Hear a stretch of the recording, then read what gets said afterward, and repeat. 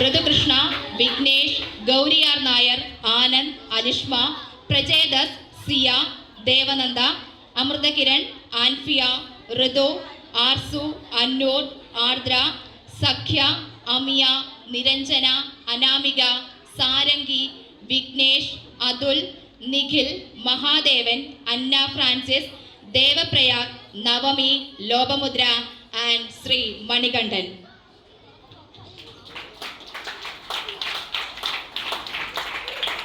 കേരളത്തിൻ്റെ ഉൾത്തുടിപ്പുകൾ ആലങ്കാരിക ഭംഗിയോടെ കവിതകളാക്കി മാറ്റിയ ഇടശ്ശേരി ഗോവിന്ദൻ നായരുടെ പൂതപ്പാട്ട് എന്ന കവിതയ്ക്ക് ദൃശ്യഭാഷ നൽകുവാൻ ഞങ്ങൾ ശ്രമം നടത്തുകയാണ്. മധ്യ കേരളത്തിൽ, പ്രത്യേകിച്ചും പാലക്കാട് ജില്ലയിൽ പ്രചാരത്തിലുള്ള പൂതൻ കളിയുമായി ഒരു ഐതിഹ്യ ബന്ധം ഭാവനയിൽ വാർത്തെടുത്തതാണ് ഈ ദൃശ്യശില്പം. ദൈവത്തിൻ്റെയും ഗുരുജനങ്ങളുടെയും അഭിവന്ദ്യ സദസ്സിൻ്റെയും അനുഗ്രഹാശിസുകൾക്കായി പ്രാർത്ഥിച്ചുകൊണ്ട് ഞങ്ങൾ ആരംഭിക്കട്ടെ.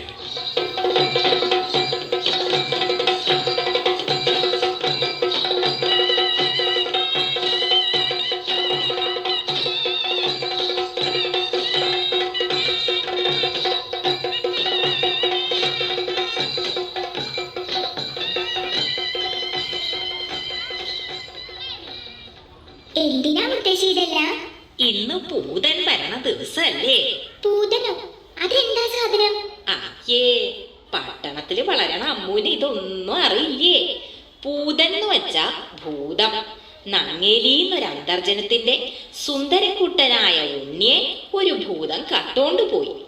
അവസാനം ആ അമ്മയുടെ സ്നേഹത്തിന്റെ മുന്നിൽ തോറ്റുപോയ ഭൂതം തെറ്റു പറഞ്ഞ് കുട്ടിയെ തിരിച്ചു കൊടുത്ത കഥ കേട്ടിട്ടില്ലേ?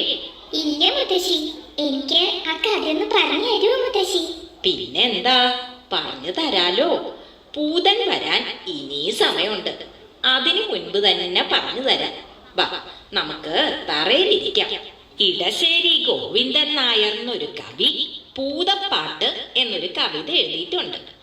മനുഷ്യരെ വരെ തിന്നിരുന്ന ഭൂതം പിന്നെ പാവമായി മാറിയ കഥയാ അത്. അത് കേട്ടാൽ അമ്മൂന്റെ സംശയങ്ങളൊക്കെ മാറും. എനിക്കതൊന്ന് കേൾപ്പിച്ചു തരുമോ? പിന്നെന്താ, ദാ കേട്ടോളൂ.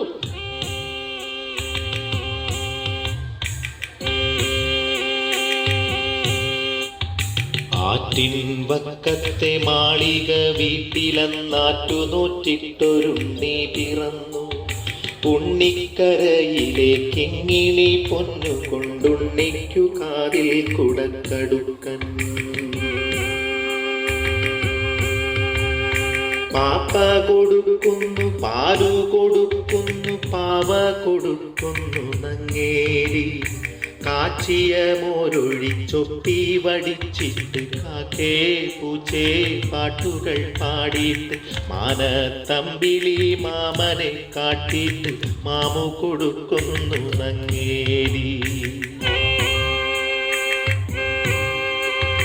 താഴെ വെച്ചാലും ഉമ്പരിച്ചാലും തലയിൽ വെച്ചാൽ പേനരിച്ചാലും തങ്കക്കുടത്തിനെ താലോലം പാടിയിട്ടു തങ്ക കട്ടിലിൽ പട്ടു വിരിച്ചിട്ട് തണുതണെ പൂന്തുട തട്ടിയുറക്കിട്ടു ചാഞ്ഞുമയങ്ങുന്നു നങ്ങേരി.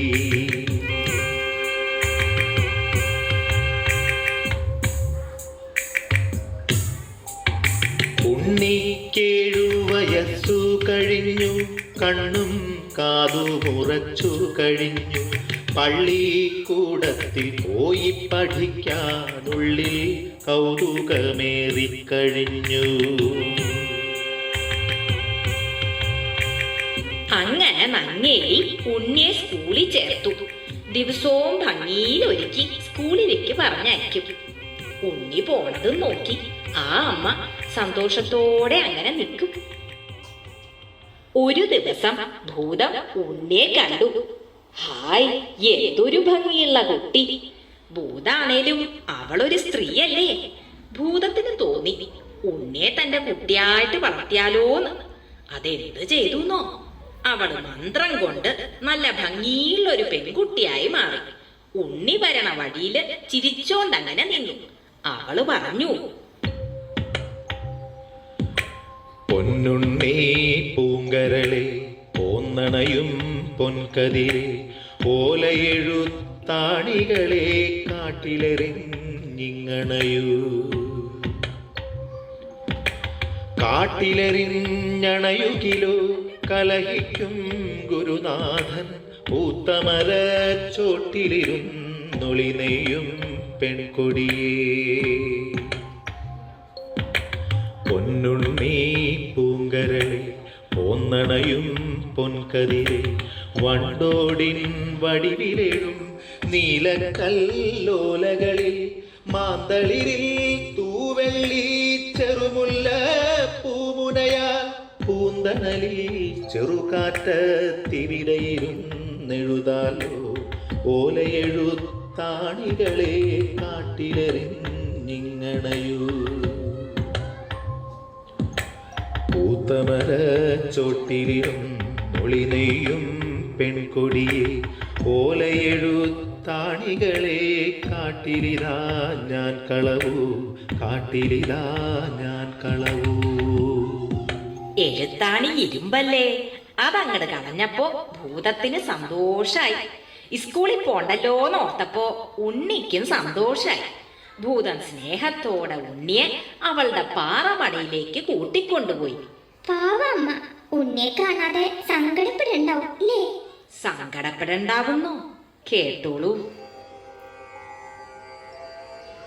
വെയിൽ മങ്ങി മഞ്ഞ കതിരു പൊങ്ങി വിയതങ്കണത്തിലെ കാർകൾ പൊങ്ങി എഴുതുവാൻ പോയ കിടാവു വന്നില്ല, എവിടെ പോയി നങ്ങേലി നിന്നു തേങ്ങി. ആറ്റിൻ കരകളിൽ അങ്ങിങ്ങോളം അവനെ വിളിച്ചു നടന്നാളമ്മ.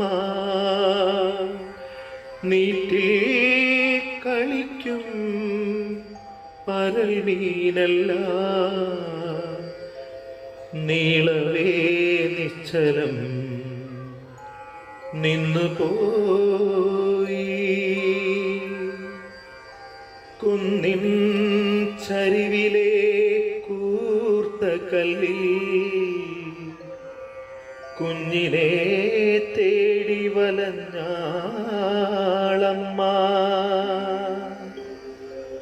പൂമരച്ചോട്ടി